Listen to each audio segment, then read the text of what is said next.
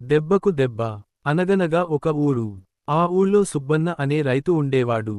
ఆయనకి కొద్దిపాటి పొలం, కొన్ని ఆవులు ఉండేవి.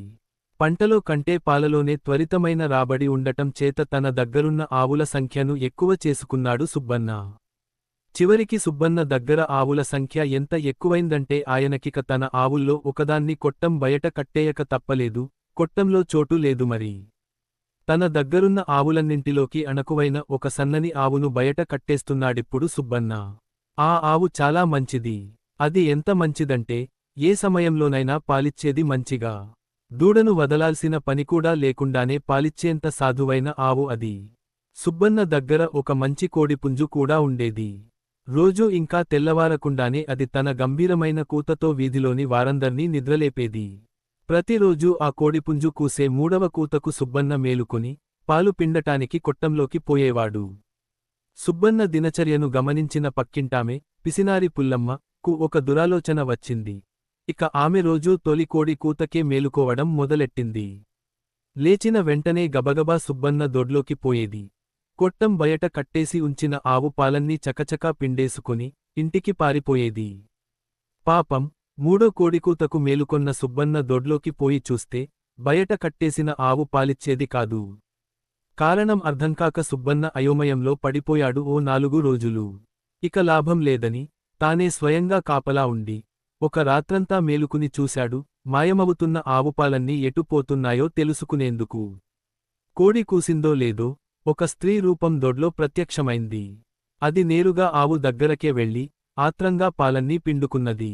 ఆపైన ఆ ఆకారం పక్కనుండే పుల్లమ్మ ఇంట్లోకి పోయింది. చూస్తున్న సుబ్బన్నకు విషయానికి అర్థం అయింది. రోజూ పాలన్నీ పిండుకుపోతున్న పుల్లమ్మకు గట్టి గుణపాఠం చెప్పాలనుకున్నాడు. ఆ రోజునే కోడిపుంజుని తమ బంధువుల ఇంటికి పట్టించి పంపాడు. చీకటి పడుతుండగా తమ వీధిలోనే ఉండే చాకలి పుల్లన్న ఇంటికి వెళ్ళి అతని గాడిదను ఒక్క రాత్రికి తన దొడ్లో కట్టేసుకుంటానని అడిగాడు. సుబ్బన్నయితే పశువులకు మంచి పచ్చిగడ్డి వేస్తాడు. గాడిదకు ఆ రాత్రి పండగేమరి.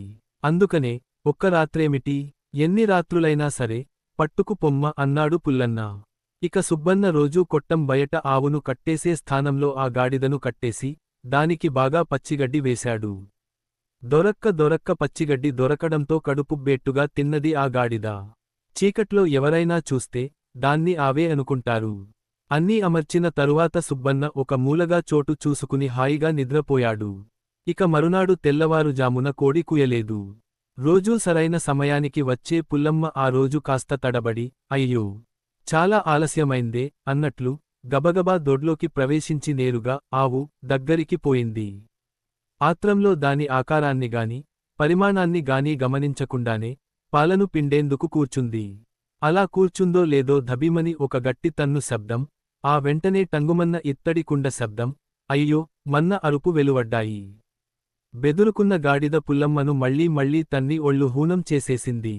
దొంగ దొరికిపోయింది. తన తప్పుకు పరిహారంగా పుల్లమ్మ ఒక వారం రోజులపాటు సుబ్బన్న గొడ్లకు ఉచితంగా చాకిరీ చేయవలసి వచ్చింది. దానికి తోడు విరిగిన ఎముకలు సరిచేయించుకునేందుకు చాలా డబ్బులూ ఖర్చైనాయి.